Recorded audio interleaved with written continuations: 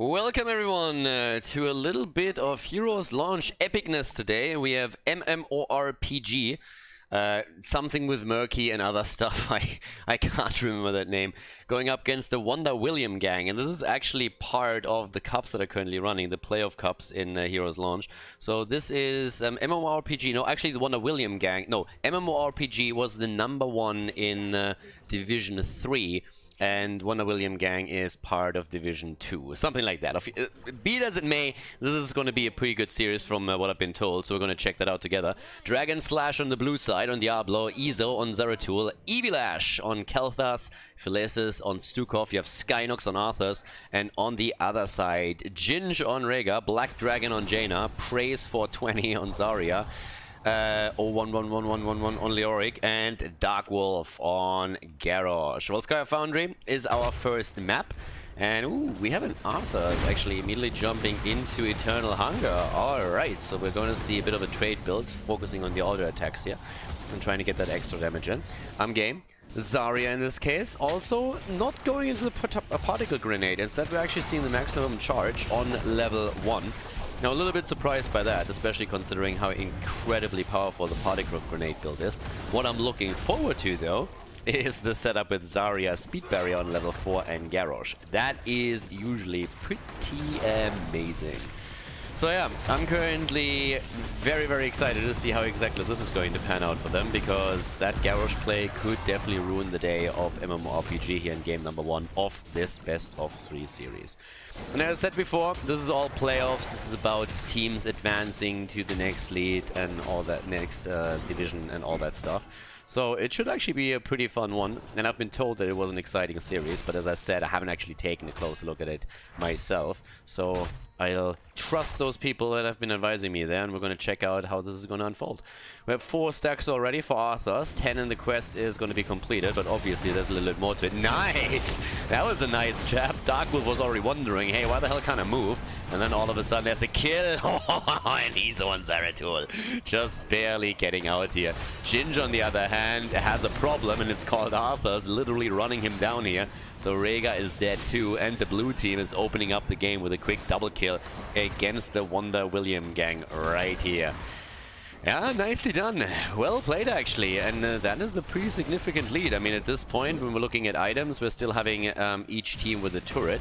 I might be lying here. I think they dropped that turret in that last fight, didn't they? No, it was stolen away even. Nope. Nope. They just dropped it. Yeah, so with that, we're actually having now a setup where one of the teams still holds the advantage in terms of items, and that's the Wonder William gang. So at least they have that going for them. But if you look at experience, very different picture. Those 2 kills plus the lane experience that was also picked up make all the difference. And, well, in this case, the speed barrier has now been claimed, so the fun can begin. Garrosh is now officially a race car. He just joined the Formula 1, and as long as he's comboed off with Praise for 20 here on the other side, he is going to be pretty quick on his feet in an attempt to throw targets into the rest of the team. Outside of that, Indomitable is obviously going to play a big role here with that particular execution too. We're having Zeratul again going into the cleave build, nothing new here. Same talents that we've seen for a long time. It's still the preferred build for Zeratul players, even though with Granite Gaming and some other teams, we've occasionally seen a Zeratul going more into an auto attack style here instead, with Might of the Nerazim on level 10. But it is still the outlier build to be taken. Arthas has done a pretty decent job for going for the quest too. So Skynox is sitting at 8 stacks right now, is looking for number 9, and obviously trying to complete the entire quest and rack up the damage a little bit more. But the mana management in particular is something that you are always looking for when you get that completion. It's one of the cool things with the talent here, that you get a little bit easier on the mana pool. But for now, it's all about the first point here. And both of the teams have taken the camps at the top. We didn't see a fight for the healing beacon. Instead, it's only a single turret on the side of the red team that we currently have in this. There's the quest completed. 348 for Arthas. Pretty well done. Good silence from Philesis here in the back line. Again, the stun into the wall, and that could be the end of Leo. Leo goes down. The problem is so does Diablo. And Arthas is nearly falling as well. Bad news. Oh, there's the kill, but the counter against Jaina. So it's a 2 for 2. But it's pretty bad news, actually, in my opinion, for Diablo, because he had already 100 souls. So he there's the speed. That's exactly what we've been talking about, the race car approach, but he survived with 2 hit points. You gotta be shitting me, what? 2 HP Khaldor gets out. Insane. And coming back to the point that I actually was trying to make here, we had a scenario where Diablo had already 100 stacks on the souls on his baseline together. So that's a little bit unfortunate, because this early in the game, you really don't care if you die for the full duration, because it's just such a slow or such a low death timer. But if you lose your souls, it's gonna take you a fair amount of minutes to get back to 100. So for Dragon Slash, this is actually a really annoying scenario that he just lost his souls because of it, even though he respawned a little bit quicker, but he didn't really get a lot of it. Good damage from Khaldor here the entire time, but 99% already on the progress bar is telling you pretty much what this is looking like for the blue team.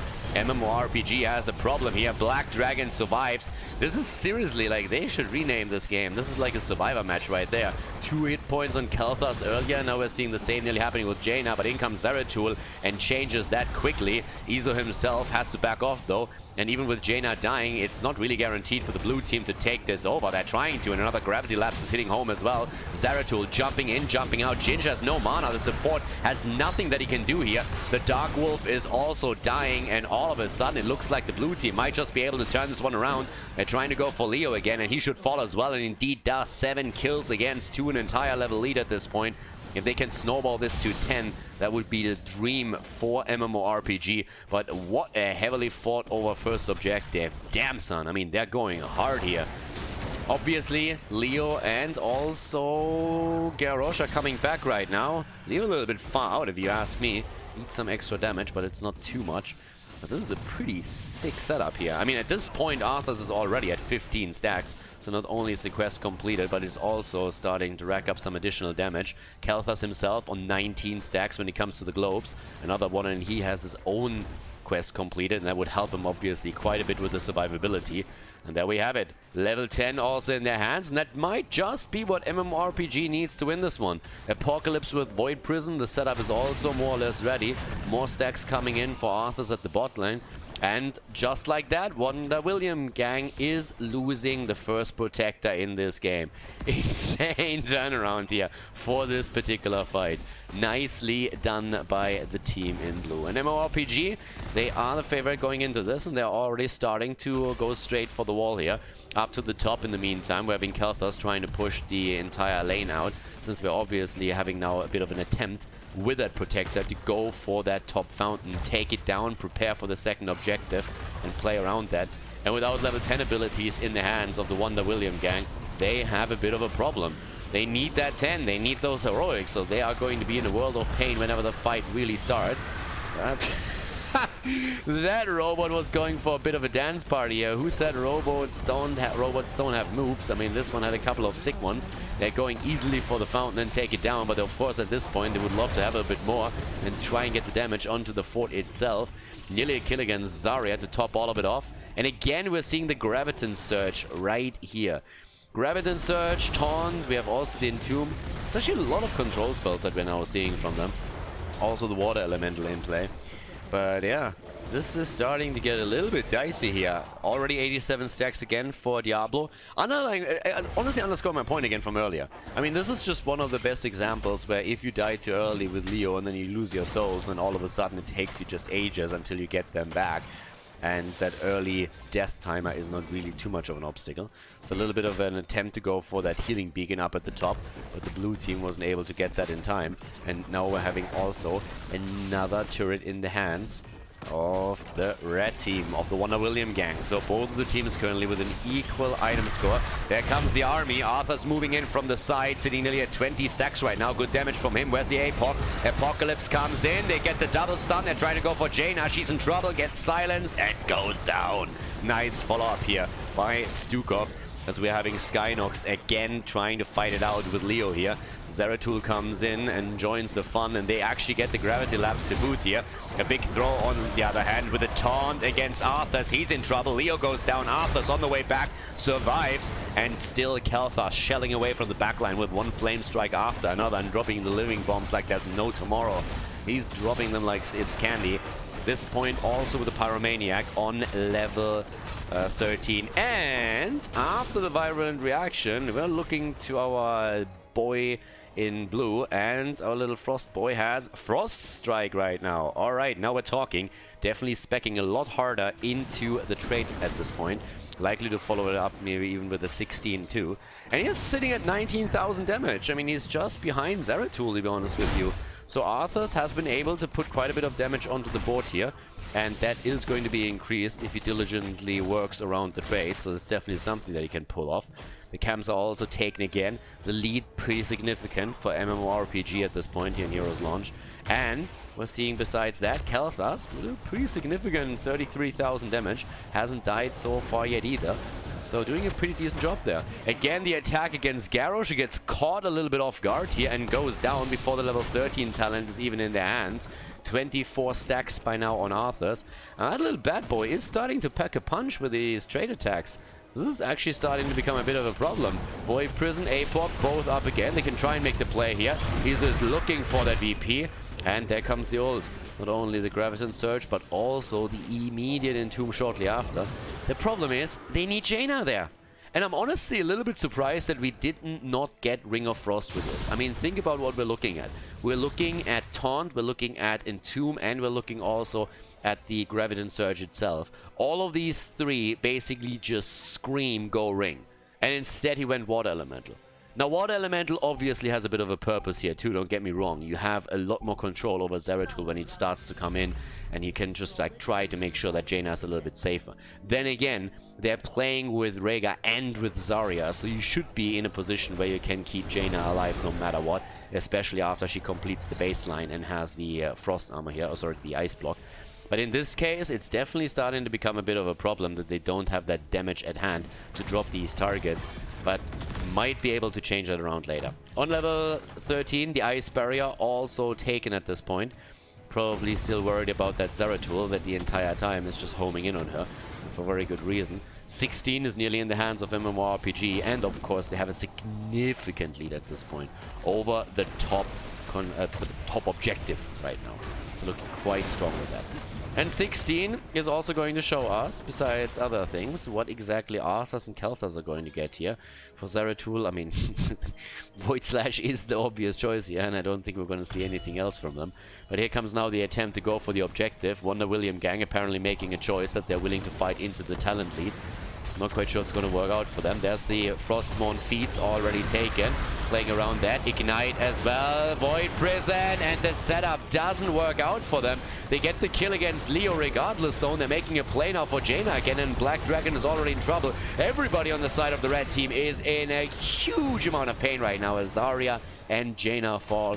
The combo might not have worked out the way that they intended to, but they still got the kills regardless. Now working on that fort immediately. Nicely done at this point.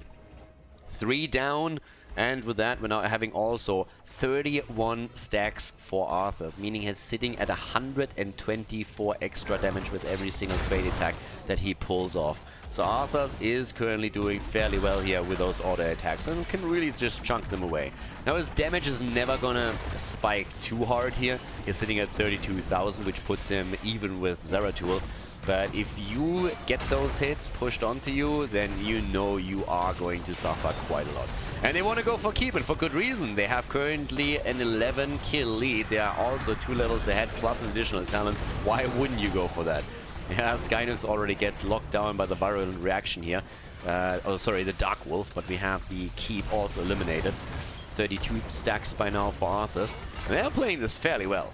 I mean, at this point, the only thing the red team can do is pray that they survive to fight another day on even talents. And it's already tough enough as is for them. They definitely need to find some kind of kill with this. And it's starting to become a little bit difficult. I mean, again, looking at the damage just for a second, you, for example, look over to Zarya. She's sitting at 25,000 and has more damage, honestly, than Jaina. Question is if maybe the poke with a grenade build would have been doing a little bit better for them. But either way, at this point, they're suffering. But they have 16. They finally have their level 16, so that's going to help them a little bit.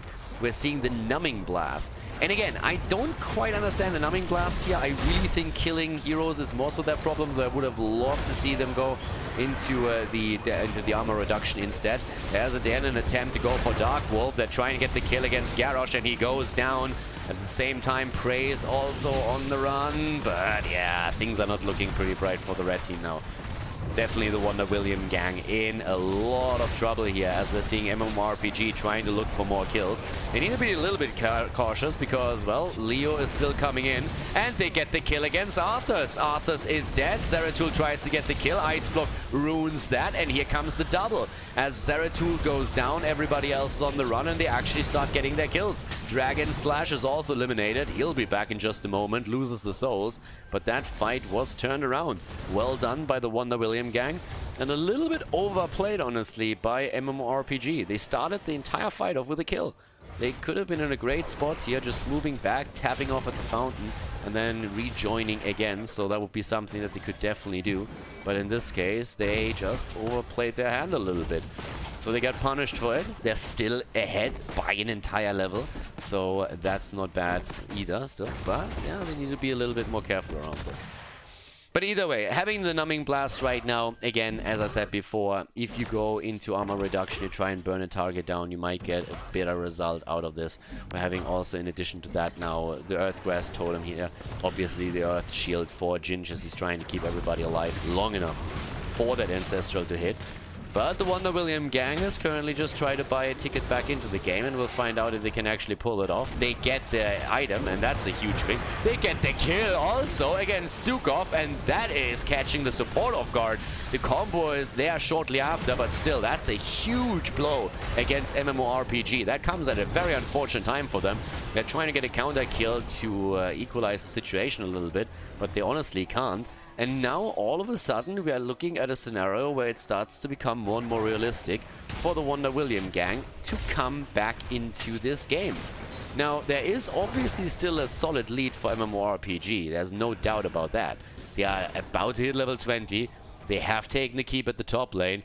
But you can already tell that things are starting to become a little bit more dicey, as they are really starting to, I want to say, just lose the discipline a little bit. I mean, catching Stukov like this was definitely a bit of a jackpot here for the Wonder William gang. And they have another 12 seconds on the map where they can try and dominate this a bit, where they can be more aggressive. And if you look at experience, they all of a sudden brought themselves back into a setup where they can definitely get level 20 just in time for the last fight at the bottom of the map.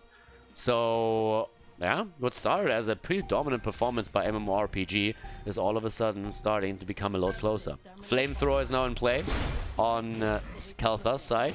MMORPG taking their 20s. That gives us the anti-magic shell for Arthas, who's sitting at 40 stacks on the level 1, which means that he by now has an additional 160 damage on those auto attacks. So pretty solid here.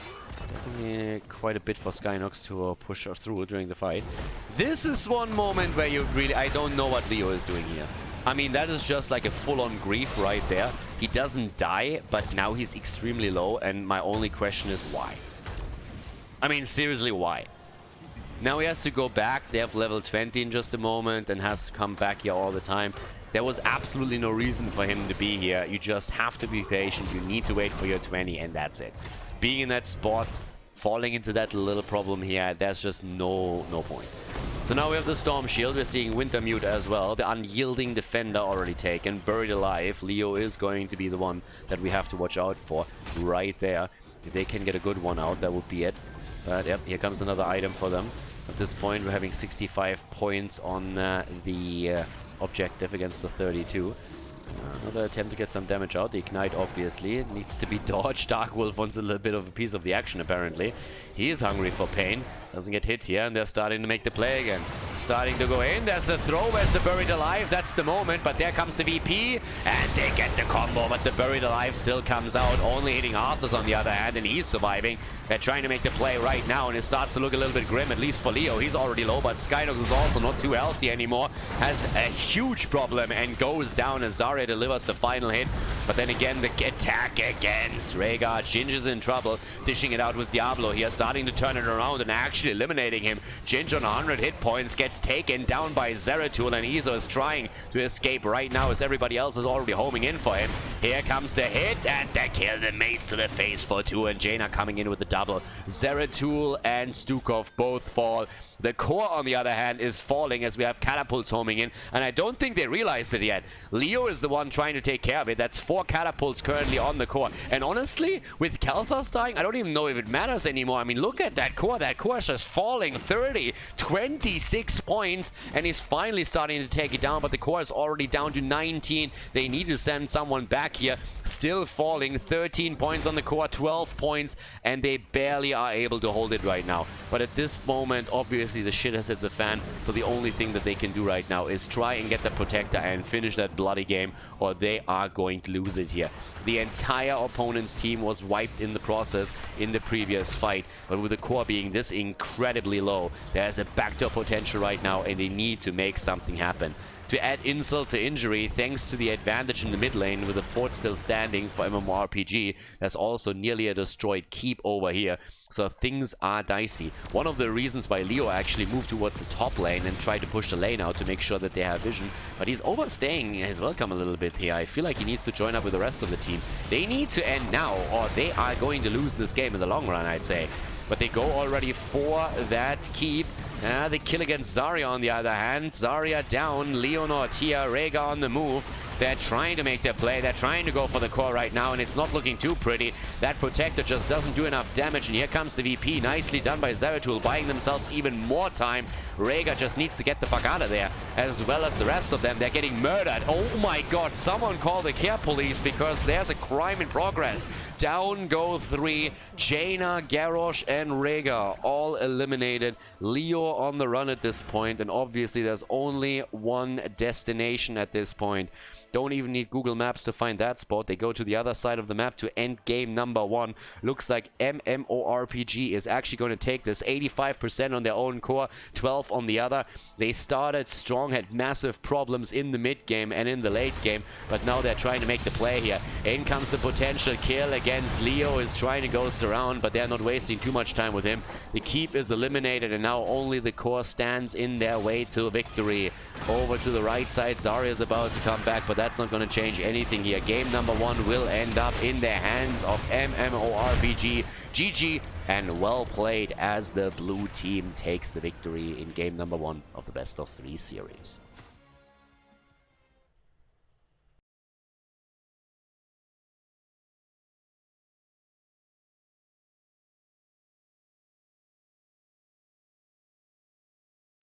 Game number 2, everybody! MMORPG against the Wonder William gang. And I was actually lying to you earlier. The Wonder William gang is the number 1 in Division 3. And MMORPG is in Division 2, and they're holding 5th or 6th place or something like that there. So yeah, I actually mix it up exactly the other way around, as I already kind of feared when I made the introduction in the first game. But we're looking at game number 2, we're looking at Infernal Shrines. And on the left side for the blue team, Dragon Slash on Garrosh, Iso on Hanzo this time, Evilash on Sylvanas, Phylesis on Malfurion, and Skynox on Blaze. And over to the right side of the map, Ginger on Stukov this time, Black Dragon going aggressive, heading into Kerrigan. Oh, 1-1-1-1-1-1 into the Haka. Praise for 20 with Gul'dan and the Dark Wolf on Tyrael. So pretty aggressive setup that they're currently having here. We're looking at a lineup where they are playing with Kerrigan and with Tyrael to just carry the aggression into the heart of the opponent's team, I suppose. Kerrigan on level 1 with the Fury of the Swarm here. Echoed Corruption for Praise 420. I hope that he didn't smoke too much of the weed, or he is just gonna be slow as shit with those corruptions. Yeah, he needs to be a little bit snappy. He needs to be crisp and clear for that one. So lay off the weed, my friend. At this point, the Dark Wolf is nearly caught there. It's not quite happening, though. We're having Sylvanas on level 1 with the Might of the Banshee Queen currently taken, so no Unfurling Shadows for her. Instead, going a little bit more into the queue. Also, with that said, up to the top lane, the Blaze setup in particular. I mean, Skynox on Arthas has done an actually great job in the last game. Now he's sitting on Blaze here, so that gives them a lot more control also over the objective later. Another attempt to go for Tyrael. Nearly successful, honestly. Yeah, he nearly fell to this little attack there. We have also a slight adjustment now on the build that we've seen for Stukov in the last game, this time with a fetid touch on level 1. And in the meantime, obviously, most of the players trying to work on their stacks. And talking stacks, I told you, lay of the wheat, bro. 0 stacks for Gul'dan, currently not participating in any kind of aggression here. Gul'dan turned pacifist, apparently.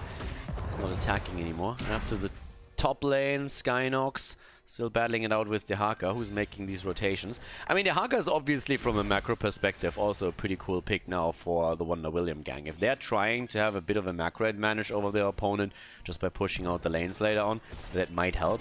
And they are already running a team that is pretty much focused on trying to get some momentum here. Kerrigan is obviously someone that just thrives on battle and momentum, but coming in from behind, it's always a bit more of an issue. That's the first few stacks for Gul'dan as he starts hitting home. Also, we have a bit more of CC with Dehaka as well, if he can hit a good drag after burrowing in here. And in the meantime, I mean, it's just a 1 versus 1 against him up to the top lane, so there's nothing too crazy just yet. It's the first and especially the second shrine that we have to watch out for. First one is already going to become interesting, but number 2 is more so what I'm really anticipating to see some action, because that's when we're having Sanctification in play too. And once that you have a Sanctification set up with Kerrigan, she can really get a lot more value for the team there. So that's something what we're currently expecting to see from them. But again, over to the left side, there's also a setup where we could see Garrosh with a quick throw into a good route from Malfurion. Now, keep in mind, the teams are pretty much middle of the pack here. This is by no means Division S level. It's also not Division 7, so we're pretty much in the middle of things. A little bit farther to the top here. Just to give you guys a bit of an idea. Already the lockdown against Jinj was a bit too far out, and now gets nearly punished for that. Needs to be careful as he's moving back. Dehaka with the attempt to push out another lane at the bottom, as it seems. Sylvanas making the rotation towards the top, slowly and steadily. And already the fight for Punisher number 1. Skynox with the AoE trying to give his team the lead. Sylvanas has now officially arrived and is going for Gul'dan right away, who turns around and tries to acquire another stack. And Dehaka is just chilling bot lane. Starts moving in. Once the drag gets thrown around, tries to go for Tong and doesn't hit anything. Alright, so with that Black Dragon on Kerrigan, nearly falling here. Let's see if he still has a fountain up, because he definitely needs it. But yeah, Dehaka trying to make a little slurpy move here, but didn't slurp enough. He is no Sugar Daddy 69, I can tell you that much. Daddy wouldn't have missed a tongue. No, Daddy doesn't miss a tongue. Either way, level 7 is there, a little bit quicker for the red team, giving them a slight lead. That's where the Dehaka will come in, and this time Dehaka gets the connect, and they drag Skynox into tower range for just a moment. But there's the throw against Tyrael, but the silence. Jinj with a kill as well. So they get the hits in. Down goes one. Another slurp connect by Dehaka. But Gul'dan goes down in the backline as we have Evilash on Sylvanas and Izo and Hanzo going for the kill. Malfurion, on the other hand, also completely isolated and dropped. So we still have a 2-for-1 trade in favor of the Wonder William gang, as they are starting to go straight in for Punisher number 1, and they are going to get it here too. Nicely done. With this set, we're having Dehaka already on the way down to the bottom of the map. Level 7 talent gave us also the Swift Retribution here. And with level 7, we are also now seeing the Lost Soul at this point. Alright, a little bit of a cooldown reduction. An interesting setup that we're actually seeing. Again, no Unfurling Shadows. Nice attack here against Sylvanas. Yeah, someone didn't play Diablo 3. Again, these arcane sentries, they hurt, baby. So that is a natural instinct if you ever play Diablo 3 hardcore mode. And Evilash obviously has never done that. Or is a pretty mediocre hardcore player, one of the two. There's nothing in between. If you've played that, then yeah, you know that you have to get the hell out of there whenever there is an arcane sentry even near you. So, for the time being, we're having the lead for the red team. The Wonder William gang is obviously eager to come back into this and make sure that they are getting a third game out of this series. They want to advance here. They are the number 1 in Division 3, and they want to go a little bit higher in those standings and make sure that they have a shot at claiming a Division 2 spot and succeeding there as well. So now we're having still level 10s, not quite there, but that's really when the party is supposed to start, especially of course for Kerrigan. And with Kerrigan, I mean, she is a hero that just totally thrives on these combos, and that's something that they have to pull off now. With Gul'dan, in an ideal setup, I think you want to have another mage than Gul'dan with her.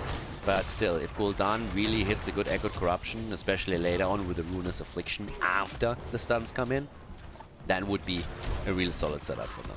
And there's the 10s, which gives us immediately the Horrify, having Kerrigan with the Maelstrom. Also Sanctification, shocking, didn't see that coming. Isolation for Dehaka, and yeah, good old Stukov is flailing around a little bit here. But obviously we're going to see both teams with heroic abilities, and we haven't really seen many kills. We have seen so far 3, and all of those happened during the first big fight. So we can expect something similar for the next one once it's announced. There's the level 10 abilities now for MMORPG. With again the Taunt, Tranquility taken, Arrow for both Hanzo and Sylvanas. And Blaze is going to give us the Bunker. At least on this level of play, I would be shocked to see Combustion, and indeed Bunker it is. So, still the move around down here at the bottom, as the teams are already setting a bit of a position. Gul'dan connecting another 2, nicely done. 21 stacks for him now on his level 1 talent. So, for the time being, what else do we have here? We're having Garrosh again, trying to also get a couple of additional stacks together for his level 1, but in an ideal world, looking for that flip, of course. And in terms, I mean, we haven't really seen too much crazy stuff yet. In terms of damage, 15,000, still really solid. Hanzo, obviously, as usual, is topping off the charts here with 24,000 right now. Kerrigan sitting at 5,000, but here's the Shrine activating. And this is where the party starts, right here. Yeah, already the Horrify. They want to go for... Woo, they want to go for Malv, and he gets saved. The Drag Connect. Oh, all the plays that they're trying to make here, and then Dragon Slash comes in like an asshole and just throws the target out. This is honestly that moment when you're working for a kill that hard and you're really investing some resources, and then there's this one guy that just comes in and is like, nope, not on my watch. Dragon Slash definitely gonna get a beer from Felices for that save, but you can bet your ass that Wonder William gang is currently pretty mad at him, because that was a nice save there. That was pretty much a guaranteed kill against Malfurion. Honestly, I think the Horrify even surprised some of the guys on the Wonder William gang, because the reaction was not immediate. They definitely didn't quite expect him to land it that well. On the other hand, that Jet Propulsion lands really well on Kerrigan. There's a Sanctification. Oh, but this guy, not even Garrosh can save Malfurion from that hit. And talking Garrosh, he might actually die too. Flailed away, and there's the Drag Connect against Blaze. Yeah, he's gonna fall next. Is Garrosh also gonna die? They're trying to go for the kill, but they can't, and so far he doesn't. Actually, at this point, it seems like they're actually playing with the bot for a second. Ah, there was definitely a Garrosh bot involved for just a moment with this one. But now we're having, again, 13 in the hands of the Wonder William gang. Pretty consistently throughout this game, they've held a slight lead in experience. By now, Ginge on Stukov also has the Virulent Reaction here. Time to lock down some opponents and try and prep something for Kerrigan too. And this is the big push. Up at the top lane, someone has to deal with this one, and that is good old Stukov. He's gonna try. Ah, the Horrify. Not this time. I mean, they were trying to set something up, but they don't really properly hit it. That was a nice setup, though. Here comes the Taunt on the other hand against Kerrigan, and yep, she's pretty much alone there. They might still get the... Oh, the Punisher! He wants a piece of the action, and he gets it. He gets Garrosh after Kerrigan just died. So it is a 1-for-1 trade. The fort still falls. 32 stacks on the other hand for Gul'dan, and the rotation towards the middle where the Khazra camp is already getting damage done. But yeah, this is a good one. So far we have Wonder William gang definitely putting in a bit of a dent into a chink into the armor of MMORPG. With the victory in game number 1 on Volskaya Foundry, the blue team was obviously hoping to continue this with a quick 2-0. But they're starting to struggle a bit. Top fort has fallen thanks to the camp taken earlier and Dehaka's lane push out. Now the fort at the bot lane has fallen too. This one is a little bit of a meme, to be honest. I mean, that has no hit points whatsoever. Praise is already sitting there and is saying like, dude, I just want to land one corruption on that thing and it is gone. But the red team is the blue team is defending. It's still a setup where, I mean, they need to get a couple of kills in. Honestly, at this point, MMORPG, they just need a good setup. They lost Malfurion too early in the last fight, and right now the dinosaur hunt is on as they are trying to make sure that that guy goes extinct and stays extinct. So there come the stuns. Can he burrow away? Not really. There's a taunt, and I think that's just too much. The Horrify, what? Baby! This is the save right there. Can they get the kill? Hanzo is nearly dead. They're gonna get that kill for sure. But the Haka, oh, and he actually gets out. Their quest is completed. And they can't get the kill, and now they're losing heroes too. The combo from Kerrigan, the silence from Chinch, and the double kill against Gul'dan, against Garrosh and Blaze. Make it a triple, baby, as we're having Sylph die too. And Felicis, that might actually be a full 5-man team wipe right here. They're getting the combo, and that is the end. 5-man down, and the attempt to go for the wall right here, playing it aggressive, jumping in, out, looking straight for that keep. That was definitely a turnaround that MMORPG did not expect whatsoever. Minions about to push in. They are a little bit low here. They need to be careful, but they should be able to get the keep for sure. The only question... well, they're not really pushing through that, so now they need to be careful because the Haka is going to be thrown in, taunted as well. Still probably going to die here. They're not fighting it out just yet. Sanctification is still ready, by the way, so they can still use that. The Haka... nope, he finally dies. So yeah, they took a pretty big beating, but he finally falls. And in the meantime, the Khaldor camp in the middle has eliminated the fort. So up to the top, there's the escape now going on as we have now 10 kills against 3, 2-level lead. Horrify comes in, and that's gonna be a kill. Bunker, no bunker, doesn't matter. They're gonna get Skynox, and he goes down. Nicely done. Nicely done. So yeah, actually pretty impressive. A real quick rotation as the Haka is in trouble at the top lane and signals, guys, I need help. They make the rotation towards him. I didn't bet a single cent on the Haka being saved here. Honestly, it felt like he should have fallen a lot faster in that setup against those 4 heroes that were going for him. But he survives, and the Horrify, again, from Praise 420, was actually delivering. Like the second or third Horrify that he absolutely nailed. Now, he kind of missed a few earlier too, but he had a couple of really nice ones in this game so far. And now, talents are even again, but obviously there's a significant lead on the stacks for the Wonder William gang now, as they're trying to get Punisher number 3. But there's at least a chance for MMORPG to fight back into this, and they're trying to make that happen. Dehaka is pushing out the top lane, and keep in mind that fort is already damaged, so now Dehaka pushing that out even further and starts to join with the rest of the team after he cleared the wave. They're 3 stacks away from completing this, and they should easily get this one.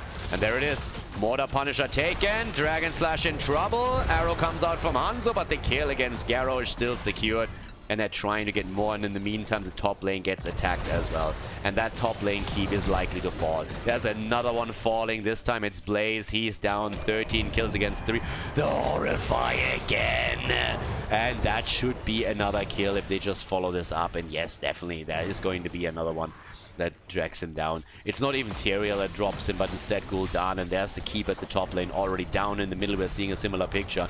Izo nearly dead, 50 HP, but obviously they're going to go for core now immediately. They get the kill against Hanzo regardless, and that's fantastic play here that we're seeing from the Wonder William gang. They won game number 3, and they're going to get game number 3. They make it happen right here. Nicely done, nicely played, and this is game as the Wonder William gang takes map number 2 and forces the 3rd game of the series.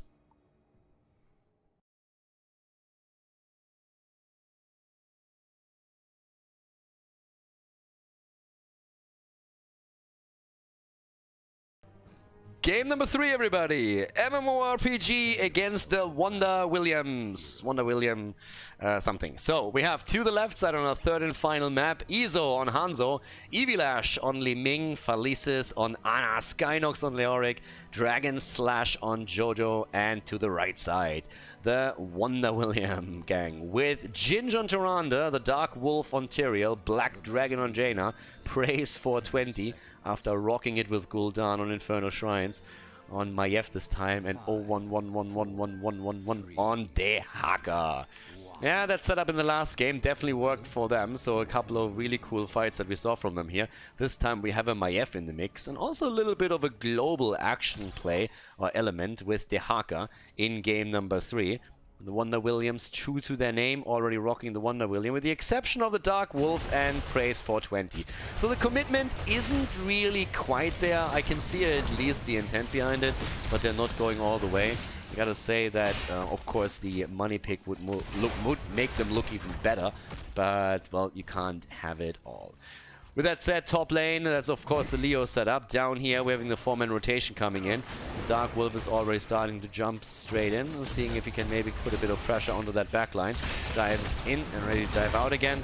Down here to the bottom, just like slow exchanges. And also Consume Vitality taken on level 1 from Leo, so a little bit of move back from what we normally see here with the Austin's Renewal. Even though Consume Vitality is by no means a bad talent or anything, so yeah, that's definitely something.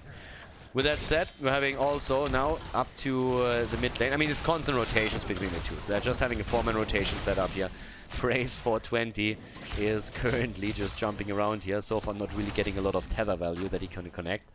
But obviously, on this map, it's going to become a bit more dicey once that we're actually seeing the altars in. 1 minute and 20, this is where we have Pumpkins for the first time attacked here. And this is normally what you see on the higher level, especially on the pro level, taken really early once that they appear. And right now, MMORPG is not getting any kind of traction towards their own camp. They're a little bit too late with this, and which means that we could see an invade by Wonder William gang. They're not really doing that just yet, they're letting it slide for now. Tyrael is staying close by. They are getting the camp here down to the bottom of the map first. Tyrael has not made any moves here to interrupt that flow even more and maybe even delay it so that the team can move in. So it's just Pumpkins versus Pumpkins at this time of the day. And, well, with that, we're having already the push out. There's obviously quite a bit of wave clear if you're looking over to MMORPG, thanks to Johanna and Leo in particular. Leo is going to be the one that has to rotate between 2 lanes to meet the Haka's rotations. Level 4 is ready on both sides and immediately gives us also the dominance on level 4. Trying to get the survivability in. Pumpkins down. Ginge with the last and final hit that he delivers. But so far the two teams have been a lot more relaxed and calm than what we've seen in game number 1 and game number 2. So the aggression so far not really popping up, but with the altars activating now, that is going to change soon. Normally we see the exchange between the top left and the top right, and then the fight over the middle.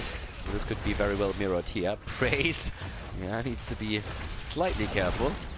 Top side also. There's a lot of pressure at the bot lane. That 4-man is really starting to take the structures down pretty quickly. Skynox obviously has top side. The duty to take this down as quickly as he can. There's already Dehaka in position down at the bottom of the map, but the poke has now begun. And with the altar spawning, we're seeing Dehaka immediately making his play. Can now move down to the bottom of the map quite easily. Over here, we're still seeing Leo down at the bottom of the map on the other hand. That's already where the slow poke starts against the blue team. They're starting to have a bit of trouble here. Dehaka's catching another wave topside, and that's another completely channeled altar. So that's 2 altars in favor of the Wonder William gang, and MMORPG is down to 32 points on their core. Still with 6 vs 6, not really. This one was more or less let go. I mean, MMORPG realized pretty quickly, hey, we're getting poked to death here. We need to be a bit more careful. If we go in too hard, then we are going to be in a world of pain here. But they're trying to follow it up, and again, against Maiev with a tether. Oh, and nice! Nearly the kill. Phyllisis, oh, scratch nearly. He goes down. There's the kill against Anna, and they're trying to follow it up with kill number 2. Dragon Slash. Nah, it's Hanzo instead. They drop Hanzo, try and go for a 3rd kill, but they can't quite manage that. Nicely done. But also at the same time playing a little bit with fire, to be honest. I mean, Maiev went back in without having the Vault of the Wardens cooldown ready. So once that the aggression turned against her, that could have been a kill. Also on level 7 now, the Bonds of Corruption taken right here. For the armor core reduction, also the swift retribution. And it's a little bit of a lead thanks to the 2 kills. But obviously, since they moved Dehaka to the bot lane, they also lost a little bit of experience on the lane here. Tyrael already sitting in a bush, Trying to see if they can maybe interrupt something here. Ha! Did he actually just dive around that? Dragon Slash had no idea. Nicely done. That's vision play of Division S caliber. Even though I'm not quite sure if that was 100% intentional. The level 7 also with the Willing Vessel now taken. The extra drain from Leo. As he's going to have an easier time on the top lane thanks to that too. Double altar again happening right there, as we have the middle and the top already, the middle and the bottom already announced. Nice damage though. Jaina is currently getting a bit of work done, but on the other side we're having that Li Ming value against the red team, and they are nearly getting dropped there. A bit of pumpkin value topside too. There's the first channel already as the Haka snuck into the middle and gets at least those shots connected. That's 28 points now. And now the battle for the bottom of the map. Praise for 20, still a bit low, has to be cautious there. Leo is starting to rotate in too, so we're going to soon see that 5 versus 5. And they make again the play. Oh, the Haka in trouble. He's not the only one. They're trying to go for Li Ming. He's completely isolated here, but gets a bit of help and the kill regardless. There's the tether and the drop. And now all of a sudden Wonder William gang with the momentum in their hands. Yes, they have the experience and they get another objective. And with that, that's additional 4 shots fired. Oh, well, actually it isn't. The interrupt came through. Hanzo the entire time with the arrows, but this time it's a successful channel, and that's 24 points against 36. It's not a 40-0 moment just yet, but when it comes to the objective itself, MMORPG is definitely starting to have some trouble here. Yeah, Wonder William gang is currently doing a great job controlling the objective the entire time, even though they are having a bit of trouble staying ahead in experience, considering that they are already 3-0 up in kills. And a lot of that experience difference comes currently from the minions. As you can see here in the little tab, the minion experience is just better for the team in blue. They are better picking up that XP with Skynox rotating between the lanes, and every single Dehaka rotation that he makes is currently losing them a couple of waves, or like a few minions of each wave, which in general is only a problem if they don't get value for it, but so far they've gotten a lot of value thanks to them just claiming every single objective that they could, with the exception of one single altar early on in the triple altar phase. But now, as we're heading into our heroic abilities, the situation obviously is going to change pretty quickly. And I gotta say, I kind of like what MMORPG has here. You have an Entomb, you have Li Ming for the damage, you have a nano-boosted Li Ming, which is even worse, the arrow from Hanzo, and a lot of really cool synergies that we're seeing for the blue team. And the Wonder William gang, they are, with the Sanctification and a lot of the tools that they're using, definitely a big threat. But the synergy that we have on the blue team side could definitely make the difference here. And that's something that we have to watch out for. It's still just trying to stay even on experience right now. There's a single altar spawning at the bottom of the map again. And already we're seeing Maiev looking for a bit of an opportunity here. Obviously against Johanna you need to be careful with the Iron Skin. You can't really drop too much on her if she still has the cooldown ready. Dehaka has another wave at the top lane before he's going to be burrowing in. Could go into the mid lane first too, but that's again experience lost to the team in red. That's exactly where the discrepancy comes from. Here's the attack already, blessed shield, and the kill. Tyrael goes down, no sanctification, no nothing. There's the Entomb, and we have another setup with the blessed shield being thrown out right away. Skynox moving in and is escaping after being targeted here. Still the lead for the blue team right now with an extra kill. They can now turn it around. They can go to the fountain and then they just need to get the interrupt, but they might be a bit too late. And the interrupt is too late indeed. Get soaked at the front. Even if that kill happens, it doesn't matter anymore. Yep, they're trying to go for Maiev and they get both. Taranda's down, so is Maiev. 2 kills, but 20 points on the core against 36. They just don't get the objective at this point. They're starting to get their kills and they are now looking at 3, but all of a sudden they're just way behind on the objective. They have the lead in experience though, and if they are pressuring the bot lane continuously, they might be able to get that bell tower. That's obviously quite often the path to success, since you will have continuous pressure against the core through the 2 pumpkin camps that can be taken right here. Now we have the speed serum taken at this point for Anna. A little bit of a adjustment on her end. Also with level 13, still half a level away for the red team. There's now an opportunity for Skynox and his boys to push through the bot lane, as already announced a bit earlier. If they can get that bell tower, that would be great for them. So they're currently trying to make exactly that play. Starting to move in against Dark Wolf already. Praise coming in too. Trying to use the mobility here. The poke is happening. Leo topside is taking another mercenary camp. Quest completed for Jaina as well. That burst damage that we've seen drop the entire time can make the difference here. They can get a bit of a lockdown through either a cage. Tether on Maiev alone would already be good. But the defense is there. And now we have an altar spawning again, and both of the teams are on 13 right now. And with 13, we're getting the Sword of Justice again. Can jump around a little bit more here. Missed the Sanctification in the last fight. Jaina currently not taking a talent just yet, holding that back. We're still seeing more pumpkins moving through the top, so the pressure is definitely there. But with that said, we're now having the altar readying up, and here comes the Haka. Not getting a drag, not getting anything done just yet. Leo starting to move in now too, and the pumpkins have connected with the top bell tower, which is starting to put a lot of pressure onto the Wonder William gang's top bell tower. Yeah, Blessed Shield comes in, there's the arrow, there's the kill. Down they go to Ronda and Jaina, both dead. That Sanctification just came too late. They're trying to make the play now also for Maiev, and 28 HP, and it's not enough because Li Ming moves in and says like, yep, I got this. Chance to go for the bell tower here. Chance to go for the bell tower. Felicis with the channel right now. Is he going to channel it through or going to try to take it? Nope, channels it through. They get the 4. And now they can try and take those minion waves down and then push in against the bell tower itself. That's already the ping on the minimap. Take the minions down, wait for the minion wave. And yeah, they're poking already. And if they can commit at this point and convert the bottom bell tower, that might be the momentum that they need. And Jaina's still not taking her talent. Finally, there we go. Ice barrier claimed again. I've seen this previously. And here comes the pressure at the bottom of the map. But they are a little bit half-hearted here. They're not really making the full commitment. Honestly think they could have gotten that if they played it out a bit differently. But either way, they are ahead. When it comes to experience, at least, that is. It's 20 points against 32, so there's definitely an argument to be made that the Wonder William gang is playing this better at this point. But right now, we have nearly level 16 for MMORPG, and that is getting tricky. And as I said before, MMORPG is actually the favorite in this series, just simply because they come from Division 2. They played the entire season in the higher division. Wonder William gang was #1 in Division 3 though, if I'm not mistaken, so they're definitely trying to close that gap and showcasing that they are ready for Division 2.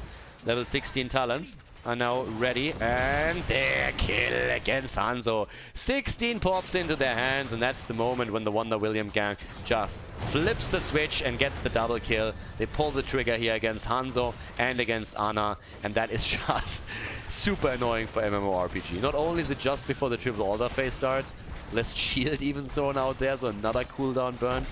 Honestly, that wasn't really needed. They can't turn this around anyway, so Dragon Slash shouldn't even be here anymore. But this is now a massive, massive problem, because MMORPG just got the momentum. I mean, they literally were just in the moment where they said, hey guys, easy 16 talent, let's take those 3 altars, or at least 2 of them. And now they're looking at a setup where they lost just 2 heroes. They have to go for a 1 versus 2 exchange. And as we already said before, the objective was already not looking fantastic for them. Now they're down to 12 against 28. 6 kills against 5. Situation doesn't get any better, honestly. Numbing Blast is already in their hands, 16 on both sides now. This is still one of those focus points for at least Leo. Skynox is trying to get that bell tower. And there's 2 bell towers on the red team side now that are pretty low. It's not only the top, it's the one at the bottom too. So this is one of those situations where it can flip in a moment's time if the blue team gets a team wipe, or just a couple of kills. If they can convert 1-2 bell towers, then all of a sudden you're playing defense the entire time. So you need to be super careful right here that you don't have a problem with that. Nearly the ice block, by the way, as we're having the baseline nearly complete. Ooh, Blessed Shield. Just coming back on and being thrown out here, and Jojo misses the connect. That's unfortunate for them. They try to force a fight right now, and it just feels that they can't really make it happen the way that they want. Leo is still sitting there just like killing the waves as they're coming in and trying to fight it out with the Haka. And Skynox has been doing quite well on the top lane so far. Just look at experience alone. 18,500. Leo looking at a lot of added experience. And right now the red team is even rotating multiple heroes topside because they're saying, hey, we need to help the Haka out somehow. But there's a double altar again. That's normally when we're seeing a 1-for-1 trade. But maybe one of the teams is going to get a little bit cheeky here. Still the attempt to go for Skynox, I would assume. They go for the camp instead here. But, yep, with that, we're already having Black Dragon sitting a little bit early, to be honest. 10 seconds in. And instead, we're having at the top side, Skynox still fighting it out with Dehaka. But it's just everybody dancing around at this point. Everybody is just dancing in, trying to wait for the objective to spawn. Should be an easy 1 versus 1 trade. Double channel already. That did not work out. The old use on the side of Li Ming, not quite successful here. Single digits now on the core for the blue team. They're sitting at 8 and 24 that we're seeing for the Wonder William gang. So the rotation down to the bottom of the map, as obviously the red team is still attempting to catch up in experience. And cheekily trying to also take the camp here. And that works. Questions, can they get out? Because now here comes the attack from the side. There's a potential entomb also involved here. Already the quest or the baseline completed for Jaina. Gives the ice block. And there's the kill against Maiev. Blessed shield. This time it connected properly. The kill is in. And there's Tyrael also dying. Sanctification got interrupted. No chance for that. Jaina is down. And all of a sudden everything is going to shit for the red team.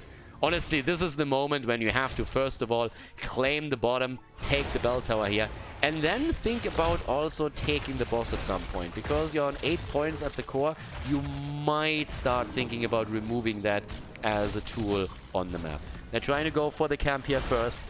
That isn't too bad either, but they can still make that rotation towards the top and try and take the boss. With those death timers, definitely possible.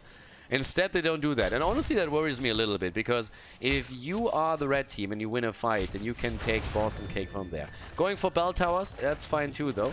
That definitely gives them more momentum. Anything that really increases your momentum and puts you in a good spot here. And with level 20 talents, they should be in the lead for quite some time. So this can definitely turn. There's another 3 shots fired thanks to the pumpkins. Puts them down to 21. Blessed shield missing. Dehaka. Oh, and they can't get the kill. They can't get the kill against him. Li Ming gets away. Isolation is missing too. There's the root on Hanzo is down, but so are Dehaka and Maiev. And with level 20 talents in the hands, this is not a fight you want to take. This is not a fight you want to take. I say, and then Ana goes down. And with Ana, we're also having Li Ming eliminated. Despite the fact that they don't have level 20 talents, they actually take it right there. And now the immediate move for that altar. They're trying to take it. Where's the interrupt? They're trying to go for it, and they get it. Dragon Slash is low. Staggered deaths would be horrible for MMORPG. And they're trying to get exactly that. There's the slows, and the root, and the unstoppable as the Iron Skin comes through. Skynox is still fighting it out, though. 5 bell towers against 3 right now. And this is just bonkers. 20 is nearly there. You nearly have 20. And here comes the interrupt attempt, and they actually get it. They're trying to buy a little bit more time, and it's obviously a bit of a problem. That would be 3 points off the core again. Yep, and there it is. 3 points off the core. They try to go for a kill against Tyrael. They can't get that, but they're just moving away for now. And obviously the red team is heavily interested to retake that bell tower right now and start to move in for exactly that. Honestly frustrating. If you are MMORPG, you're already hating this game, because not only did you kind of screw up as you had the level 16 advantage, you also lost the fight with a level 20 advantage over your opponent as you're trying to go for the Haka there. And now we have 20 versus 20, and that bell tower is taken back, and we're talking 5 points against 21 on the court. So yeah, that's now starting to get a bit tricky here. Leo, by the way, with a 0 deaths, no trade value activated in this game by Skyrox. And yeah, with level 20, we're also now seeing again the Winter Mute and the Contagion. And this could come on to a last fight. It could, honestly. I mean, Wonder William gang, they need pretty much 1 fight that they win, and then they can go objective and boss. And, well, in the meantime, we're at least having some Leoric value topside, because he is going to get that bell tower. This time, he is going to get it. Question is, what can they do with it? It at least leaves him in a position where he doesn't have to stay top lane this heavily anymore and can more so rotate down towards the bottom of the map. But now that we're having a double altar, that is, of course, still a bit tricky. So, yeah, gotta be careful. But the same is true that I said earlier. You win a fight, you take 1 objective, 1 altar, and then you go for boss and you win the game. If you're Wonder William. With 2 bell towers taken, I mean, Dehaka, you're a little bit late to the party out here. He gets at least one wave, but that's not going to do too much. But they're fighting down at the bottom. I'm just waiting for the Leo flank to come in and him trying to hit that Buried Alive. Dehaka comes in down here at the bottom. They're trying to go for the quick channel. And honestly, who's going to interrupt that? And the answer is, ooh, Johanna. Leo is trying to get the one in the middle. Going into the bottom. Leo still fighting it out with Tyrael.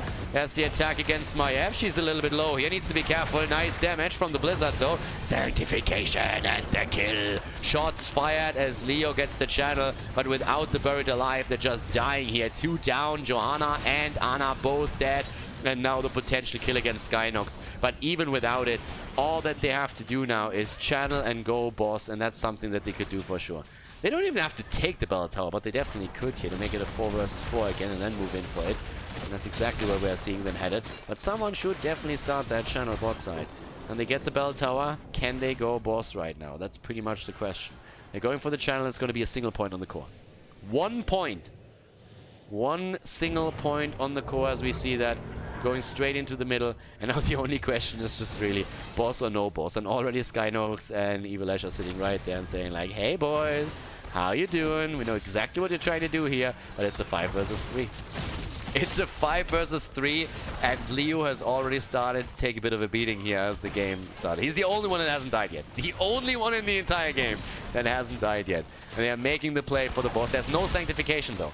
They don't have Sanctification, but they still have Jaina's ult. Ana is on the move, and Johanna is coming too, but here's the fight. The kill attempt against Maiev. Both are low. Do we get the reset? Buried Alive against 3. The kill, but there's the quick. No, they thought they got it. They actually got it. And that is game. That is game. The Wonder William gang takes down MMORPG in this 3rd game of the series. GG and well played.